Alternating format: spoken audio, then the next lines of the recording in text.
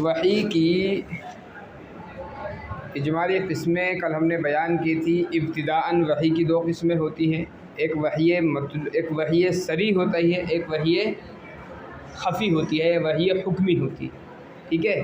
وحی صریحی جو ہے اس کی پھر دو قسمیں بیان کی تھی، ایک وحی مطلوع اور دوسرے وحی غیر مطلوع۔ وحی مطلوع قرآن کریم ہے اور وحی غیر مطلوع حدیث مبارکہ ہے۔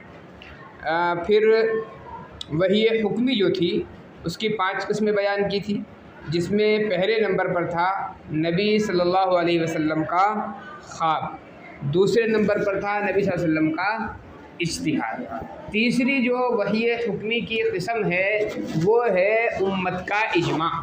وہ کیا ہے؟ امت کا اجماع، یعنی اگر کوئی چیز قرآن کریم میں موجود نہیں ہے، احادیث مبارکہ میں صراحتاً کوئی چیز موجود نہیں ہے، کسی ایسے مسئلے میں جس میں قرآن کریم میں جس مسئلے کی صراحت نہ ہو، حدیث مبارکہ میں جس کی صراحت نہ ہو، اگر امت کسی ایسے مسئلے پر اجماع کر لیتی ہے تو وہ بھی حجت ہے۔ وہ بھی کیا ہے؟ حجت ہے۔ اور اس اجماع کا حجت ہونا ہی یہ دلیل ہے اس بات کی کہ وہ وحی کی ایک قسم، وحی کی ایک، اس لیے کہ اگر اس کو وحی کی اگر ایک قسم نہ مانا جائے تو وہ حجت نہیں بن سکتی، وہ حجت نہیں بن سکتی۔ دلیل کیا ہے اس کی؟ نبی پاک صلی اللہ علیہ وسلم کا ارشاد گرامی ہے، لا تجتمع امتی علی الضلالہ، میری امت ضلالت پر، گمراہی پر کبھی مجتمع نہیں ہو سکتی۔ تو امت کا کسی چیز پر مجتمع ہو جانا، اجماع کر لینا، یہ دلیل اس بات کی ہے کہ وہ چیز اللہ کی طرف سے ہے، وہ چیز اللہ کی طرف سے، اور جو چیز اللہ کی طرف سے ہوتی ہے اس کو وحی کہتے ہیں۔ اس کو کیا کہتے ہیں؟ وحی۔ ہاں البتہ فرق اتنا ہے کہ یہ وحی جو ہوتی ہے وحی جلی نہیں ہوتی بلکہ وحی خفی ہوتی ہے۔ کیا ہوتی ہے؟ وحی خفی ہوتی ہے۔ اب یہ مسئلہ کہ اس کے اندر غلطی کا امکان ہے یا نہیں ہے، اجماع اگر ہے تو مستقل طور پر حجت ہے اور اس میں غلطی وغیرہ کوئی نہیں دیکھی جائے گی، ٹھیک ہے۔ یہ 3 چیزیں ہو گئی۔ چوتھے نمبر پر آتا ہے صحابہ کرام رضی اللہ عنہم اجمعین کا اجتہاد، صحابہ کا اجتہاد، یعنی اگر قرآن میں کوئی چیز موجود نہیں ہے، حدیث میں کوئی چیز موجود نہیں ہے، نبی پاک علیہ الصلاۃ والسلام نے کسی بھی طرح کی اس میں اندر کوئی صراحت نہیں فرمائی ہے، امت کا اجماع بھی نہیں ہے، امت کا اجماع بھی نہیں ہے، تو انفرادی طور پر کسی صحابی نے کسی مسئلے میں لے کر کے کوئی اجتہاد کیا، کیا کیا؟ اجتہاد کیا ہے، تو وہ اجتہاد بھی حجت مانا جاتا ہے، وہ اجتہاد بھی حجت مانا جائے۔ اور بعد میں آنے والے افراد اگر اس مسئلے کی تلاش کر رہے ہوں اور اس مسئلے کی ضرورت پیش آ رہی ہو تو اس مسئلے کو ان صحابی سے لینا ضروری ہے جن صحابی نے اجتہاد کیا، جن صحابی نے اجتہاد کیا۔ اگر کوئی مسئلہ ایسا ہے کہ صراحت کہیں نہ کہیں اس کی موجود ہے یا اشارہ موجود ہے احادیث مبارکہ میں تو وہاں پر تو اجتہاد نہیں کیا جائے گا، لیکن اگر اشارات بھی موجود نہیں ہے اور کسی صحابی نے اس مسئلے میں کیا کر لیا؟ اجتہاد کر لیا ہے، تو ان صحابی کا اجتہاد معتبر ہوتا ہے اور وہی کی ایک قسم مانا جاتا ہے، وہی کی ایک قسم مان۔ لہذا بعد میں آنے والے افراد کے لیے ضروری یہ ہے کہ وہ اس اجتہاد پر عمل کریں، وہ اس اجتہاد پر عمل کرے، لیکن اس کے لیے شرط ایک ہوتی ہے کہ ان صحابی نے اجتہاد کیا ہے، دوسروں کی طرف سے اس کو مخالفت کا سامنا نہیں کرنا پڑا، دوسروں کی طرف سے مخالفت کا سامنا نہیں کرنا پڑا۔ اگر کسی صحابی نے کوئی کسی مسئلے میں اجتہاد کیا لیکن دوسرے صحابہ کی طرف سے مخالفت کا سامنا ہے، یعنی دوسرے صحابہ کرام نے اس پر نکیر فرمائی ہے اس اجتہاد پر، تو پھر بعد میں آنے والے لوگوں کے لیے اس اجتہاد پر عمل کرنا ضروری نہیں ہوتا ہے، تخفیف ہو جاتی ہے، اختلاف کی وجہ سے کیا ہو جائے گی؟ تخفیف پیدا ہو جائے گی، پھر بعد میں آنے والے حضرات کے لیے کچھ نہ کچھ گنجائش باقی رہتی ہے۔ لیکن اگر صحابی کا اجتہاد ہے اور کسی کی طرف سے مخالفت نہیں پائی جا رہی ہے تو پھر بعد میں آنے والوں کے لیے وہ ضروری ہو جاتا ہے، بعد میں آنے والوں کے لیے ضروری ہو جاتا ہے۔ اس کی دلیل کیا ہے صحت کی؟ دلیل حضرت معاذ رضی اللہ تعالیٰ عنہ کی بڑی مشہور حدیث ہے وہ کہ حضرت معاذ رضی اللہ تعالیٰ عنہ کو جب نبی علیہ الصلاۃ والسلام نے یمن کا گورنر بنا کر کے بھیجا تھا، اور چند چیزیں نبی پاک علیہ الصلوۃ والسلام نے نصیحت کے طور پر ان کو بیان فرمائی تھی۔ پھر ان سے معلوم کیا تھا کہ جا رہے ہو، ایک ایسی قوم تمہارے درمیان میں موجود ہوگی جو بھی قرآن و حدیث سے بالکل واقف نہیں، اللہ سے واقف نہیں۔ سب سے پہلے ان کو ایمان کی دعوت دینا، ایمان قبول کرنے تو فلاں احکامات ترتیب بار اللہ کے رسول صلی اللہ علیہ وسلم نے سکھلائے تھے۔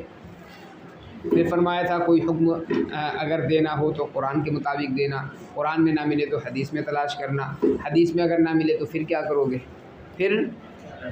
گے؟ حضرت معاذ بن جبل رضی اللہ تعالیٰ نے فرمایا تھا یا اللہ کے رسول اپنی رائے سے دوں گا، اپنی رائے سے میں مطلب یہ کہ اجتہاد کروں گا، کیا کروں گا اس میں؟ اجتہاد۔ اس کے بعد میں اللہ کے رسول علیہ الصلوۃ والسلام نے جب یہ سنا تھا تو اللہ کے رسول نے باضابطہ حضرت معاذ بن جبل رضی اللہ تعالیٰ عنہ کو شاباشی دی ہے اور دعا کی ہے۔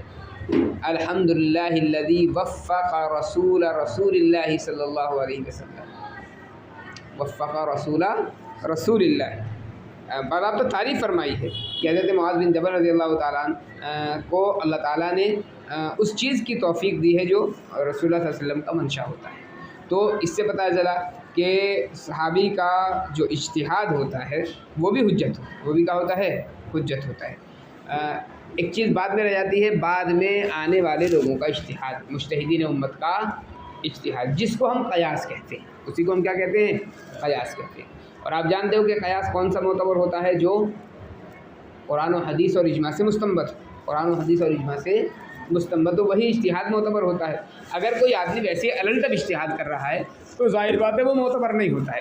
تو علماء امت میں اگر کوئی آدمی ان صفات کا حامل ہے کہ وہ مسائل اخذ کر سکتا ہے تو اس آدمی کا اجتہاد بھی معتبر ہوتا ہے۔ ان مسائل کے اندر جن مسائل میں قرآن میں کوئی صراحت نہ ہو، حدیث میں صراحت نہ ہو، امت کا اجماع نہ ہوا ہو، اور صحابی کا کوئی قول نہ ہو، تو پھر 5ویں نمبر پر جو آتا ہے وہ مجتہدین امت کا اجتہاد آتا ہے۔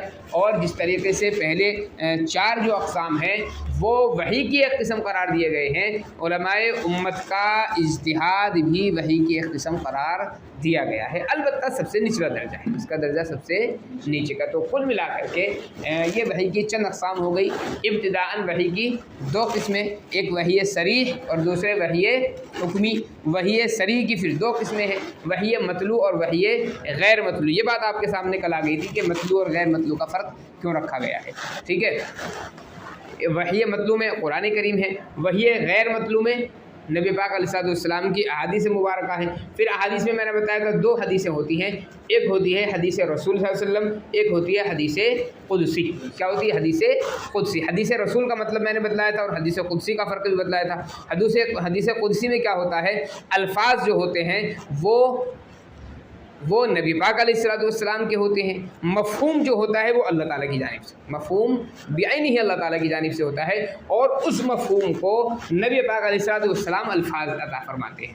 اس کی دلیل کیا ہوتی ہے؟ حدیث قدسی کی۔ عام طور پر جہاں پر حدیث قدسی ہوگی قال اللہ عز وجل مذکور ہوگا، اس کے اندر اللہ تعالیٰ یہ فرماتا ہے، اور اس کا جو مضمون ہوگا حدیث کا، اس کی نسبت ڈائریکٹ اللہ تعالیٰ کی طرف ہوگی۔ نبی پاک صلی اللہ علیہ وسلم اپنی طرف اس مضمون کی نسبت نہیں فرماتے ہیں۔ جیسے حدیث مبارکہ ہے، اللہ نے فرمایا کوئی میری طرف 1 قدم بڑھ کر کے آتا ہے تو میں، پڑھی نا حدیث، کوئی 1 بارش بڑھتا ہے تو میں ایک ہاتھ اس کی طرف بڑھ جاتا ہوں، کوئی چل کر کے آتا ہے تو میں دوڑ کر کے آتا ہوں۔ تو یہ حدیث قدسی ہے، نبی پاک علیہ الصلوۃ والسلام نے بیان فرمایا، لیکن الفاظ جو ہیں صرف نبی علیہ الصلوۃ والسلام کے ہیں، مفہوم اور نسبت دونوں اللہ تعالیٰ کی طرف ہے۔ یہ حدیث قدسی ہوتی ہے۔ حدیث نبی جو ہے وہ اللہ تعالیٰ کی طرف سے مفہوم بھی نہیں ہوتا ہے، اس کا صرف اتنا ہوتا ہے کہ اجمال ایک چیز کا اللہ تعالیٰ کی طرف سے آ گیا، اور پھر نبی پاک علیہ الصلوۃ والسلام اس اجمال کی تفصیل کرتے،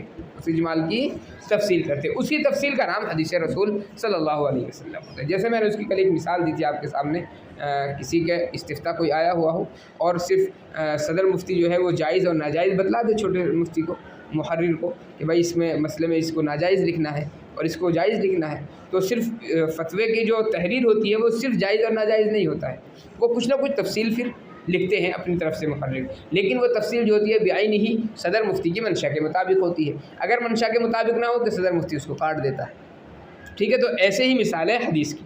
اللہ تعالیٰ کی جانب سے ایک اجمال ہوتا ہے، اس کی تفصیل نبی پاک علیہ السلام فرماتے ہیں، لیکن وہ تفصیل بعین ہی اللہ تعالیٰ کی منشا کے مطابق ہوتی ہے، اللہ تعالیٰ کی منشا کے، اور جو تفصیل اللہ تعالیٰ کی منشا کے مطابق نہیں ہوتی نبی پاک علیہ السلام کو متنبع فرما دیا جاتا ہے، متنبع فرما دیا، یا جو احکامات نبی پاک علیہ السلام نے بیان فرمائے، جو تفصیل بیان فرمائی ہے اور ان کی ایک متعینہ مدت ہوتی ہے اللہ تعالیٰ کی طرف سے، تو پھر بھی متنبع فرما دیا جاتا ہے کہ یہ جو حکم ہے فلاں مدت کے لیے بعد میں منسوخ ہو جائے گا، اور سارے احکامات آپ سنیں گے اس طریقے سے۔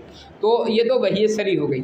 وحی حکمی کی پھر 5 قسمیں آ گئی ہیں، نبی پاک علیہ السلام کا خواب، آپ کا اجتہاد اور اجماع امت، صحابہ کرام کا اجتہاد اور پھر مجتہدین امت کا اجتہاد، یہ کل 5 قسمیں ہیں وحی حکمی۔ ان کو ذہن میں رکھ لینا، کل سے انشاءاللہ کتاب شروع کرتے ہیں۔